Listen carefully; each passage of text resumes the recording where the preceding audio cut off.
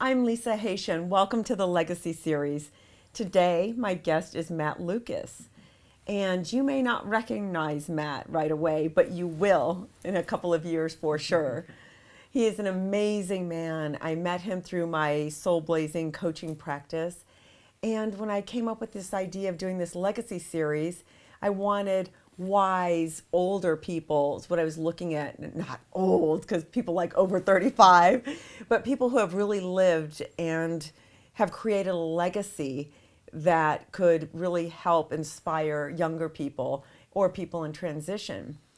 But when it came down to picking the top 40 people, Matt came to mind because after working with him so closely, he's inspired me so much and I just love him. So I wanted him to be a part of this because if he could inspire me as strongly as he did, I know he could inspire you.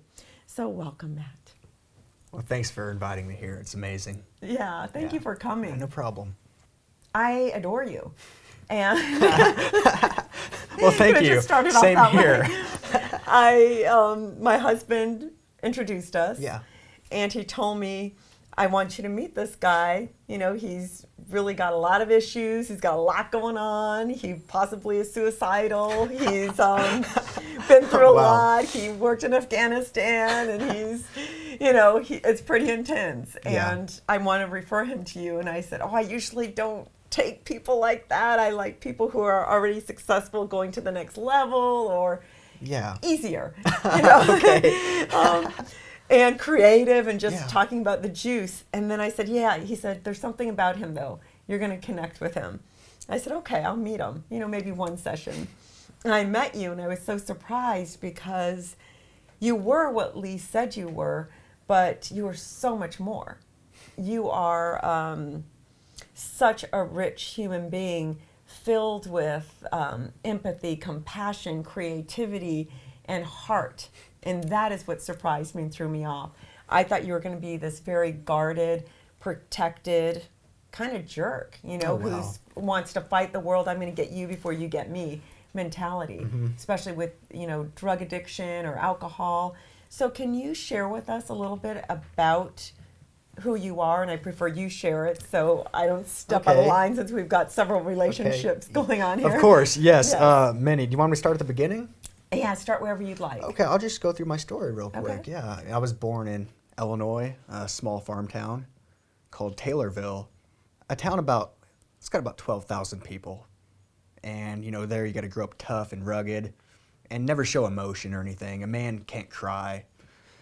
But when I was born, my real mom threw me up against the wall when I was a baby. And I'm so lucky all this stuff happened. Because through that, my grandmother and grandfather adopted me, and my grandfather died when I was 3 or 4. I forget exactly how old. I don't really have too many memories of him, but he was from what I hear, a great guy. He served in World War II, Korea, and Vietnam, all 3 wars, and just an outstanding individual from what I understand. And I just found out about this recently. I'm not sure if you know, he dealt with addiction too, alcohol. I didn't know that. Yeah, me neither till recently, but...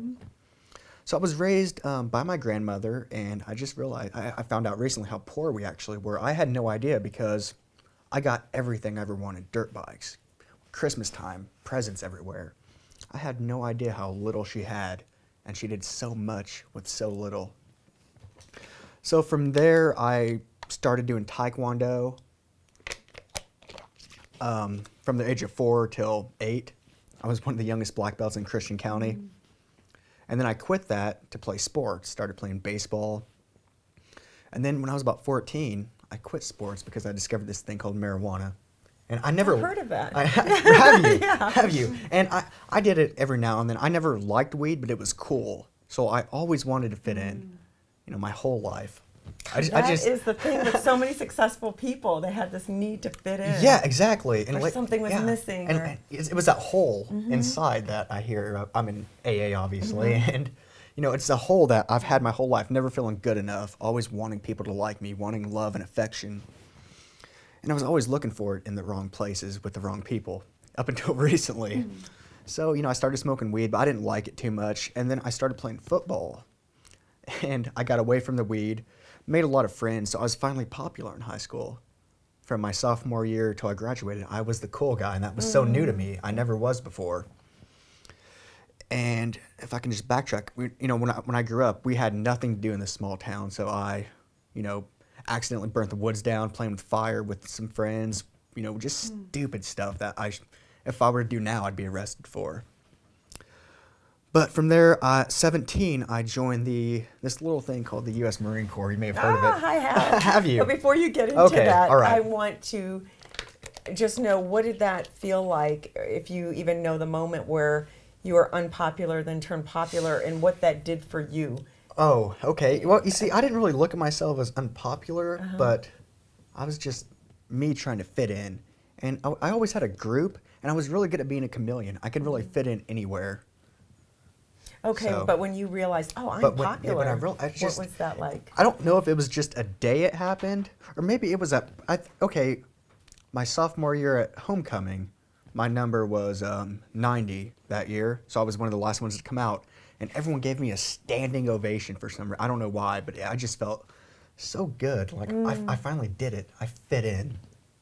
Is that the moment that you wanted to become an actor, fame or anything? No, that happened later. Later. In the military, oddly enough. Oh, and that's interesting. Yeah.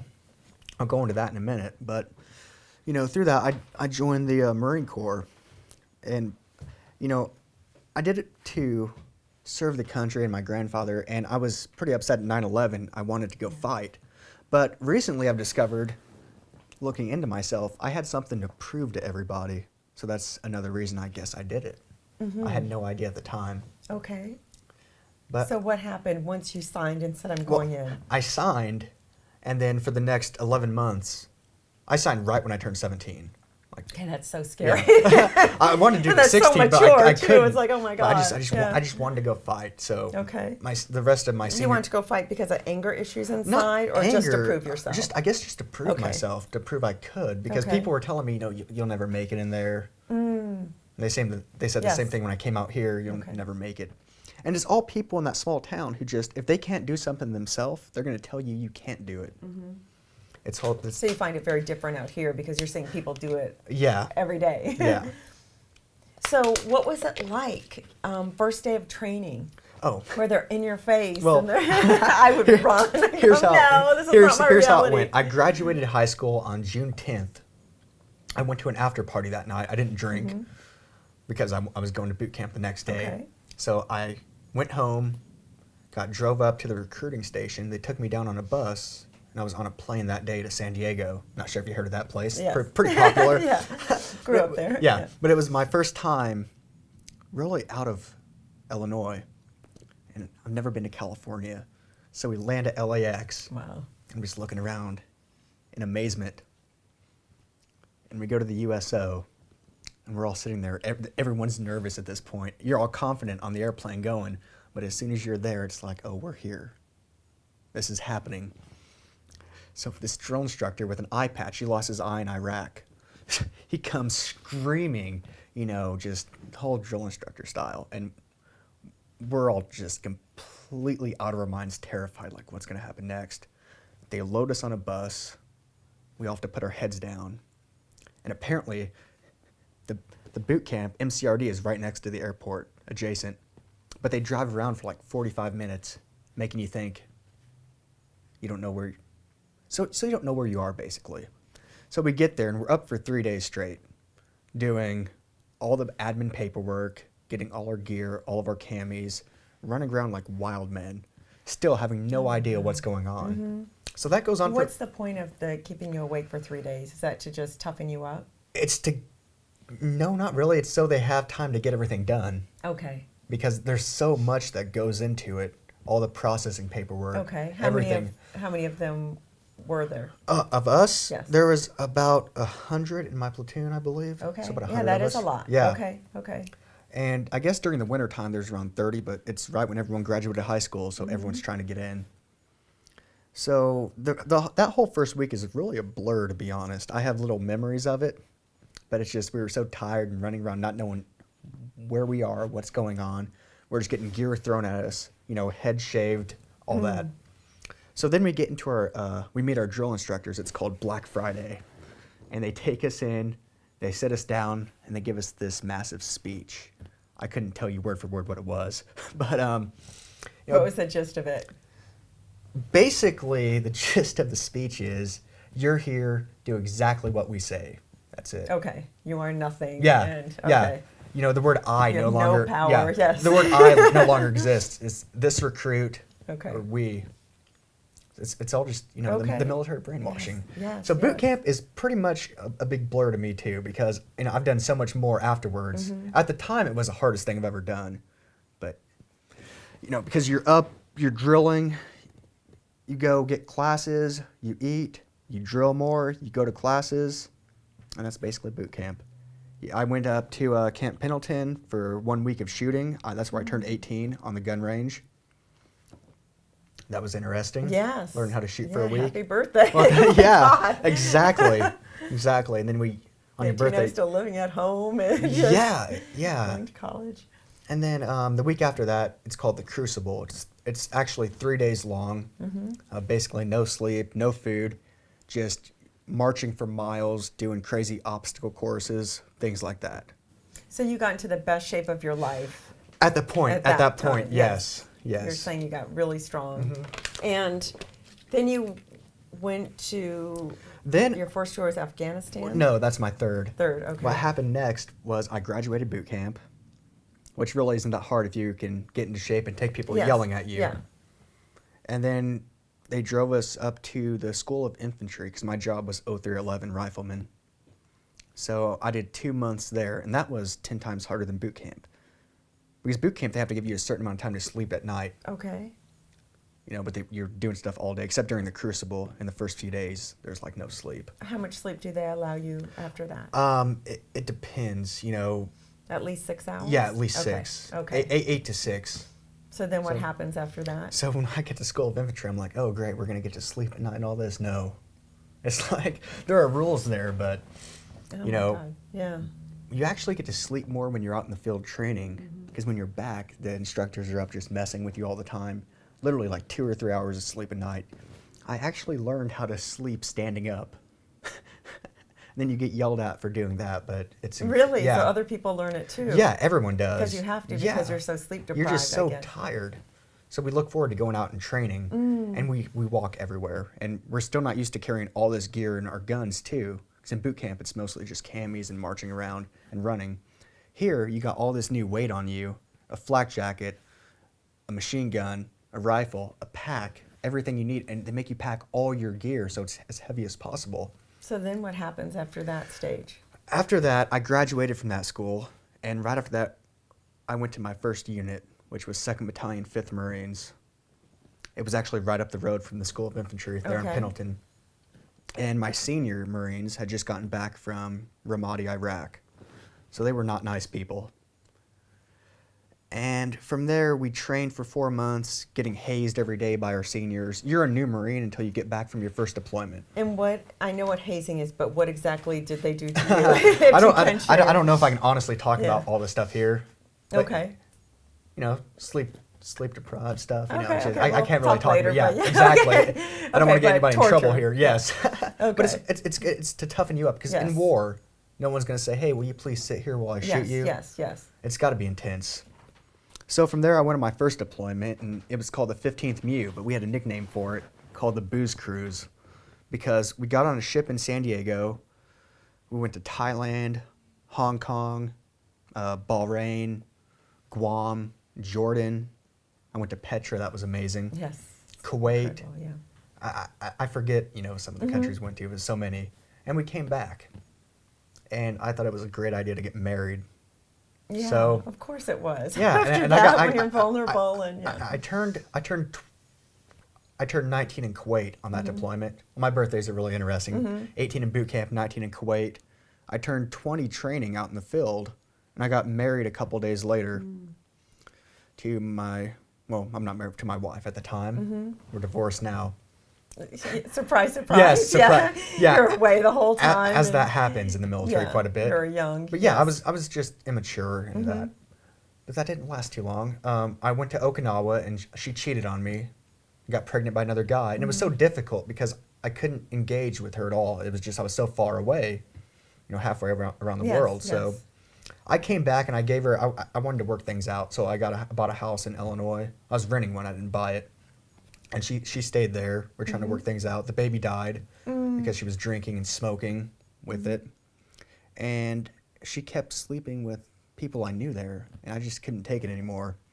So I separated from her, and then I went to Afghanistan. I went to my new unit, 2-1, 2nd Battalion, 1st Marines, and we trained for about 8 months, and I deployed there.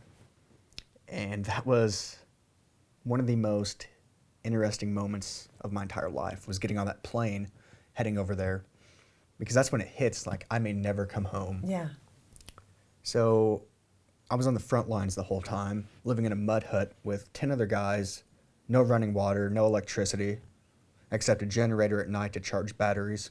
And why were you on the front lines? Because that was my job. I was infantry. Okay. Yeah. So we were in 10-man team, patrolling 1, 2, 3 times a day.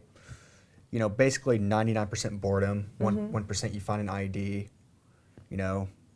So that's how it was. And connecting with the people over there is very interesting. We'd be on patrol, and you can always tell just the way somebody looks at you, they want you dead. But not everybody there is bad. There's good people there, and there's bad people, just like here in America, Right. everywhere in the world. One of the greatest moments I had over there, we were on patrol. It was about month 6, and this one man had his little baby on one of the mud walls, and he just made the baby give a thumbs up to us. And that was incredible. Oh, that's wonderful. But what was it like being just immersed in this other culture that you don't know really that much about? I'm sure they no. give you some feedback and Yeah. you can't say, oh, this is what it's like, here's what the language is, but still you don't know till get you're it. there. Yeah. Once you're It's there, I just remember that first night and day. I remember that first combat patrol I was on. I'd been training for about 3.5 years before I ever was in combat. And I remember walking outside thinking it was going to be like D-Day. I was like, oh God, here we go. We're walking out the gates. And it was just people living life over there.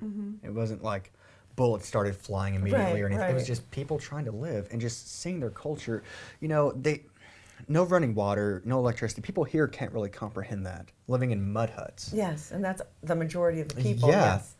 We were in the farmlands in the Helmand province, so it was just the poorest of the poor. So did you connect with any Afghans? There was this kid we called Petrie, and his uncle called Mickey Mouse because his uncle had a really high-pitched voice. I guess the Taliban killed the kid's dad a few years ago, so he would always farm out in front of our post. We had 2 posts that we would stand 6 hours a day. We'd always give Petrie some water and all that. He would always hurt. Kid's like 8 or 9 years old, working full time over there, just trying to help And his no family. school, right? No, Yeah. no school. Well, how did that affect you? Did you? When did you start seeing yourself shift, or say, "God, I'm lucky," or when did you realize you were grateful, or were you going, "This isn't fair. I don't want to be here"? I was not the nicest person in the world over there because one of my mentors and friends got killed. His name was Ian Tawney, and one of the roadside bombs got him. And Yes. October 16th, 2010. So when that happened, I was just not a nice person. I was full of hate and anger. We treated Petrie nice, but some other kids would come and ask for water, and it depends on the kind of day you had. Sometimes I would just take the bottle of water and pour it out right in front of the kids. Yeah. I was a dick. So, And I'm sure that happened with other people too. yeah, it did. But how did that make you feel inside when you have that much hatred all of a sudden because your friend got killed? So whether you want to or not, you get in a rage, especially after the training. Exactly. And now you're seeing all these Afghanis, and all of them are like your enemies because you don't know who killed them, and it's like very true. And they feel that way about Americans exactly. too. You can't trust anybody over there. Yes. Because it's not like their enemies wearing a uniform. Exactly. They hide behind the civilians. It's what they do. Yeah, and if Americans go and drop a bomb and meaning to get someplace and they got a wedding or a home, then they hate all Americans. That whole family's now Taliban. It's a Yes. lose-lose situation. Yeah, so how do you cope with that kind of hatred? And We would joke a lot. I mean, to ourselves. That's how we got through it because, like I said, it's 99% boredom, 1% something happens. But all that time you're having to deal with, you could die at any second by a mortar round or step on a bomb when you walk out. Every step you take could be your last. So the way we would deal with that is just not think about it, to be honest. That's a thought you kind of have to learn to put in the back of your mind, that you could get blown up, and just know what to do if it happens. That's how I got it. But with the hatred, I have recently started working on that. And, when I got back from war, I thought I was better than everybody for what I had done. I thought I was above the law. I had that mentality for a while. And then I came to LA, and my life went downhill very fast. I don't know if you want to get into that yet. Well, but, no, okay. I don't. I want to go back to Afghanistan, because not too many people know what it's like to be confronted with that kind of pain, that kind of loss, that kind of drilling every day and sleeping in the mud huts and staying up all night, and then someone killing your friend, and then you, this is, I'm treading lightly here. Yes, it's okay, yeah. You killed people too. I don't know. You don't know? No. Okay, so if you don't know, because you just shoot. Yeah. So how do you digest thinking you possibly killed someone or killed innocent people? At that time, it's them or you. That's the point. I understand that logically. Yeah. How does one digest that in the moment of peace when they're all alone going, well, the way we trained. Is this my life? the way we trained, it was so insane. I remember about month 6, my buddy's wife had just sent us a bunch of vodka and Listerine, so we were drunk for about a week there, a few of us, because we were apparently alcoholics. Yes, if you're drinking Listerine, I would agree with vodka you. mixed with Listerine, that's just insane. And we were we hadn't drank in 6 months. But how do you function when you're like that? We did it at night, patrol during the day. You get all the alcohol sweating out. Okay. But we'd sit in a tree line just with our gear off. But the firefight, it was incredible. It was really the first time we'd really been engaged, and I shot. And at the time, it was just, this had been about 4 years now where I've been trained. I've been going through war and all that. It's just, the moment was here. We were on post, very complacent, because we were about to go home. My best friend and I were sitting there. Our gear was off. We're like, nothing's going to happen. And in those moments, that's when things actually happen. So we were sitting there just talking about what bars we're going to go to, how many girls we're going to get, whatever. And all of a sudden, we hear these shots. We're like, was that gunfire? It's just confusion at first. Yeah, of course. That's how it is, because you're trying to process what's going on. And then some rounds start flying past us. And we're like, oh shit, we're getting shot at right now. And they were close. So I grabbed, actually this is interesting, I grabbed his saw, it's a machine gun, and he grabbed mine. They were closest. So we stood up, and you're always trying to figure out where it's coming from. It's all just mass. They call it the fog of war. So he sights a couple guys in a tree line. He says, they're right there, they're right there. So he opens up first a couple rounds, and I go to shoot. And I remember thinking that moment I pulled the trigger, I was like, this is it. And I was weirdly happy at that moment, because I was finally doing my real job after 4 years. Okay. And that's all you're trained to do. Yes. So I was so happy it was finally happening. That's just a whole messed up mindset to go through. Yeah, so you weren't even afraid of it or feeling, oh my God, I have to do this. We were Like, excited. yes, I get to kill. We were excited about it, weirdly enough. Most people will never understand that. We're like, okay. That's what I want to try to get to. Like, how do you, when you're in that space, what happens? We were full of enjoyment, excitement, adrenaline, and we just the first round, I shot a round, and a couple came out and the gun jammed. So I fell backwards, because you're taught to take cover and do immediate action. I fell backwards, cocked the gun, came up, and I just started unloading in this tree line. I mean, the saw shoots 800 rounds a minute. So we were just firing and firing and firing. And I would stop, and I'd get on the radio and tell the rest of the squad what's going on. Everyone's trying to throw their gear on, figure out what's going on. People are on the wall. And there's a white car that pulls up while we're shooting. And one of my friends had a grenade launcher. And I just remember yelling, shoot the fucking car. I didn't even know if they were actually getting in it. I was just out for blood, basically. And the squad leader, he thought I was just out, trying to kill people. So he was like, don't shoot, cease fire. And apparently that was the right move, because they got in the car and went and basically did like a drive-by to another squad that later on. So that was the right call on my part, but it didn't happen. And who knows, there could have been a kid in there or something. I don't know. Exactly. Yeah, so I'm glad that didn't happen. So when you've gone through something like that, then you come back to the United States. Yes. Who are you at that point? Are you confused, going, I don't even know who I am? No, well, I had this idea of who I was. Because you've led these two drastic lifestyles. Yes, I had an idea of who I was. And like I said, I thought I was just better than everybody. Yep, of course. No rules applied to me. I mean, I've been in firefights, all that. It's just, cops don't know anything. I'm better than them. I can get away with anything. And we drank a lot. I was in the military for about 3 weeks after we got back. I got out about 3 weeks, a month later. And interesting enough, when I got back that night, we got back at like 4 in the morning, and I went to pull some money out of the ATM so I can get beer as soon as the store opened, because I just wanted to drink and get messed up. My account said I had about $200, and I should have had about $24,000. And I didn't change my account information, so my wife had drained the money when I was over there. So I was That must have felt good. Now you're back, and you're thinking, I could chill for a minute, figure out what I want to do. I could hang out. I was going to use that money to come to LA, and now I'm just broke. Why did you want to come to Los Angeles? To pursue acting. Okay, so when did that happen? Oh, you got off the plane? No. Acting! Let's do it! More movies! No, I had to backtrack just a little bit for this. A couple of little quick stories, but we were doing this training event where we have to go clear these towns on Camp Pendleton. And my commanding officer at the time thought it would be a great idea to bring 4 Vietnam vets out that were in the unit. So he brought those 4 guys out and got a bunch of kegs of beer, and we built a big bonfire out there on Pendleton, and we just got drunk with these guys. Really, really cool guys. But one of the guys happened to be Dale Dye, and he's one of the head military advisors out here in Hollywood, from Platoon, Band of Brothers, all that. So he started talking about that, and that kind of got the spark going inside me, kind of interested. Maybe I might do that job.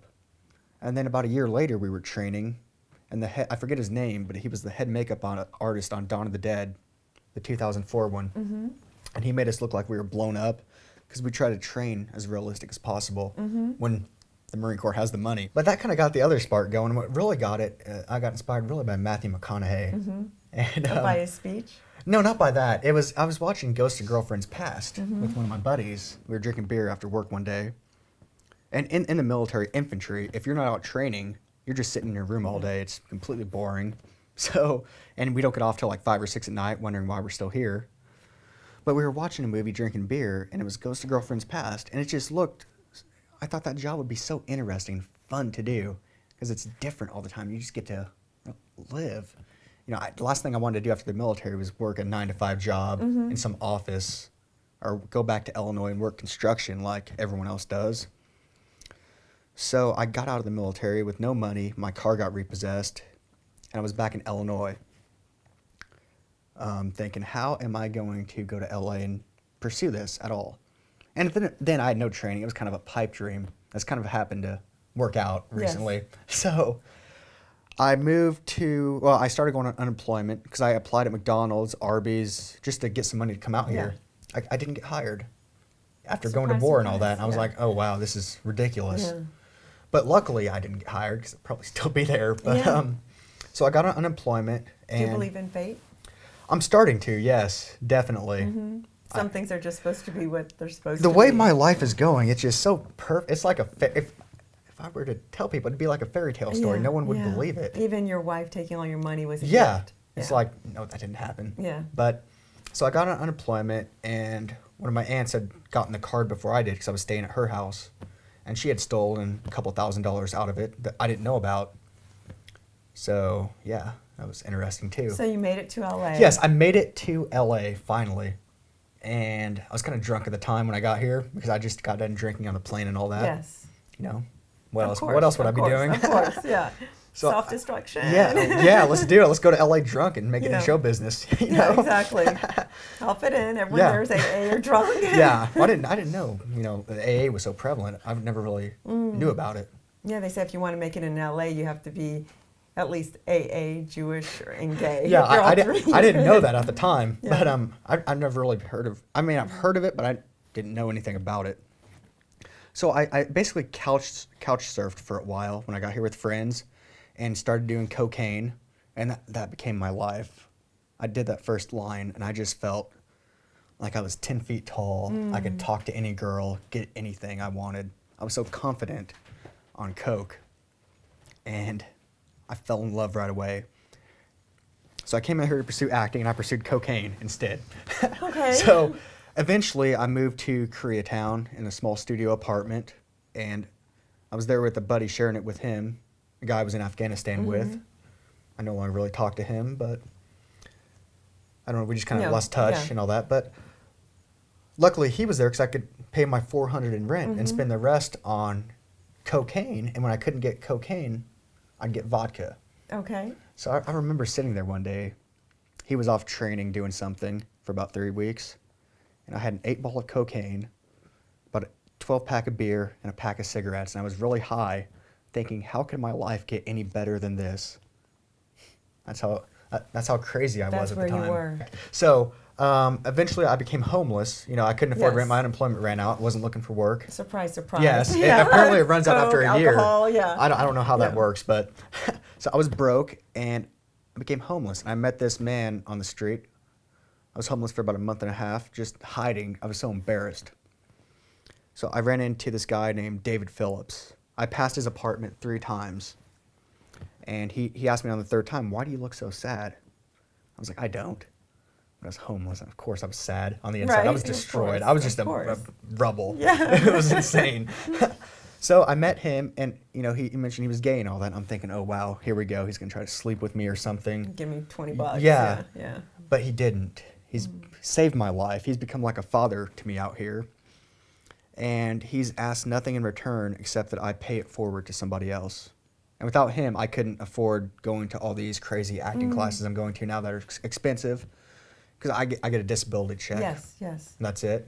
But with him, I don't have to work a job. I can just focus on the acting, which is amazing. So wonderful that there's people like that still exist. And he mentioned, you know, I was drinking a lot, and I've stayed with this Freemason who helps people, one of his friends. Yes. He's saved my life too. Amazing man. So I've just been able to stay there rent-free, focus on the acting. I'm actually about to move into what David owns apartments. I'm about to move into one of his studios when he gets it fixed up. So I'm excited about. Yeah, I'm excited that hopefully that'll be next month. But yeah, I met him. He mentioned, hey, you know, you might want to check out AA. He didn't know anything about it. I'm like, I'm not an alcoholic. I don't need this. No, of course not. I'm just homeless from alcohol and drugs. Yeah, no, I don't have a problem. Come on, that was a lie I told myself. You know, I always drank because, you know, I had the hole and low self-esteem. Yes, of course. But through there, I've met, you know, amazing people. I never set out to meet people in the entertainment industry. It all just kind of fell into my lap, you know, and it's just been an incredible ride. And through that, you know, I've met you, and, you know, I came here and I met this great guy named Bernard Hiller, who is now one of my coaches. So, I mean, I just got this, I am living the dream. I mean, through the training I've done with you and Bernie and AA, it all just fits together so perfectly that hole is literally gone. I don't have, you know, I used to have dreams up until recently, actually, of not exactly war, but in my dreams, I'd be somewhere and I'd get shot by somebody, and it would be so painful and realistic, it would wake me up. And recently, I've not had any of those dreams. They've been dreams where I'm just singing at the top of my lungs or doing something amazing, and all that pain is literally gone. From who you were when you first came here to who you are today, and even night and day. And even how how I grew up, I never felt good enough, always try to fit in. Yes. And I've learned, you know, as you get older, it's better to just be an individual and be yourself.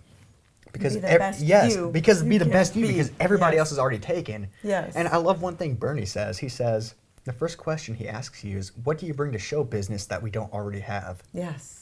Isn't that brilliant? Yes, and he talks about, it's all about what you can give show business, not what you can get. 'Cause I came here thinking I'm going to prove something to people, and I'm going to get $1 million. I'm going to be famous. I'm going to get famous. I'm going to get famous, have famous friends, have a house, you know, party, do coke all night. Yeah. That was what I was thinking, and my whole perspective has changed. And since it has changed, I do have, you know, all my friends are, either movie stars or artists and all that, because I'm just being me. I'm not trying to get anything from them. And through that, they're willing to help me out, give me advice. And that's the whole secret to life, is just be the most authentic you can be. And through that, you know, I've been given the world, and it's at my fingertips. Yeah, and I really love that you said that, because the thing I connect to you with, and I'll do anything for you, is because you're so vulnerable. You're not on your high horse. You don't I fought, or you're nothing. There's nothing pretentious about you. You're just, I'm me. Here's all my wounds, and I screwed up here. I've done this. And it's like, wow, he's actually sharing that. Really? Well, I went on a date with it. Well, I don't know if it was a date or what. Apparently, I scared this last girl off because I was too open at first, and she's not trained. Yeah, one of my mentors. She's a big actor. I asked him for advice on everything. Yeah. And he told me, he's like, Matt, maybe you might not want to share that stuff. Yeah. So, yeah, I've just learned amazing lessons from amazing people. Yeah. You, Lee. Yeah. This other guy, you know, who's kind of mentoring me. It's been amazing. Yeah, and when you share too much, sometimes people get scared because they don't know the whole thing, or they don't know how to process you yet. But by sharing with the right people and at the right time, and slowly just being you, I think life has to unfold in the best way it can. Whatever your journey is, and maybe you're supposed to slip and fall, maybe you're supposed to have bad luck for a couple of years, but you have to stay in there and go, what am I grateful for? Exactly. What is this lesson? And one thing I've learned is the most successful people in show business are the most grateful. Yes. Yeah. And they've had a lot of battle wounds. Yeah, they've been ripped off. They've been, I'm fortunate enough to know a lot of them, and they are. But they get over it. And people say, God, this happened and I can't do it because of this and that. It's like, stay in the game. Yeah, and quit feeling sorry for yourself, and it'll shift. Yes, one thing I've learned is, you know, people can't dance or sing because at one point in their life they were told you can't, and they listened. Yes. And recently, I never thought I could dance. I've been dancing recently. I'm taking private lessons. That's amazing. You know, I'm in control of my life. Yes. And that's what's so incredible. And there's no limit to what you can do. No. Because you could learn anything. And it's not even to do it as a career. I don't have any aspirations. It feels good, a way of expression. Exactly. So I want to know, what is your legacy? What do you want your legacy to be? My legacy, I would like to change the world with my art. That's my new goal. Because as an artist, I don't care about religion, politics, borders, anything anymore. To that. Yeah. My main goal in life now is to literally do what I can to bring the world together, because there's no need for this senseless, violence or war. I mean, if you ask a kid's not going to understand, war and politics. All they know is how to have fun and enjoy. If someone was suffering, or if someone didn't have a direction, would you say, "Oh, go serve in the army or the military"? Okay. Or would you? Interesting question. It changed. It worked out for me. Yeah, it did work out for you. I got friends who it's not working out for. They can't find work. Or they can't function in life. Exactly. They didn't have the gift of meeting the right people. I've just been in the right place at the right time. Yeah, and it was your energy. Yeah. It was what you brought in. Even if you were sad, there's something that was saying, "Help me." There was some kind of light inside. There's a light. And now that darkness is gone, and that now hole. You're beaming. Yeah, I mean, and the biggest secret to life is you are good enough. Everyone is. You just have to realize it and not listen to the world. Yes. And if anyone's negative to me, I kick them out of my life now, because I don't have time for that. All we have is this moment right now. Yes, we do. The past doesn't exist, and the future's imagination. So if anyone's negative, just goodbye. Bye. Go sit in the audience. Yeah. I mean, I wish them the best, but at the same time, But you want to play life to the fullest. Exactly. And you can't be weighed down by that. Yeah, and I surround myself with more successful people, and I learn. Yes. Yeah. Well, thank you so much for this. Thanks for having me. Wonderful.